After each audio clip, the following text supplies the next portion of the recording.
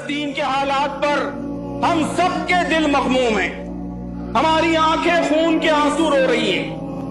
ہم ظلم و بربریت کو روکنا چاہتے ہیں، ہم ہر ایک سے مطالبہ کرتے ہیں، ہم عالمی اداروں سے مطالبہ کر رہے ہیں، بار بار پکار رہے ہیں کہ یہ تمہارے ضمیر کا امتحان ہے، اس بربریت کو روکو۔ ہم اپنے ملک کے حکمرانوں کو جھنجھوڑنے کی کوشش کر رہے ہیں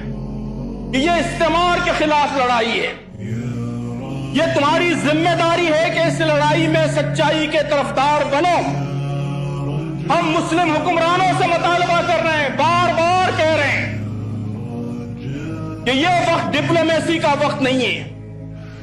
یہ وقت اپنے حقیر مفادات کی خاطر فورن پالیسی چلانے کا وقت نہیں ہے، یہ وقت مسلکی تنازعات کا، مسلکی جھگڑوں کا وقت نہیں ہے، یہ وقت انسانیت کو بچانے کا وقت ہے، یہ وقت اپنی ذمہ داری ادا کرنے کا وقت ہے، یہ وقت سچائی کی طرف اپنا پلڑا جھکانے کا وقت ہے۔ حکمران اپنی ذمہ داری ادا کریں، قراردادوں سے، زبانی بیانات سے، ان سب سے آگے بڑھیں، ٹھوس اقدام کریں، ظالم کا ہاتھ پکڑیں، اسے انصاف کے کٹہرے میں کھڑا کریں۔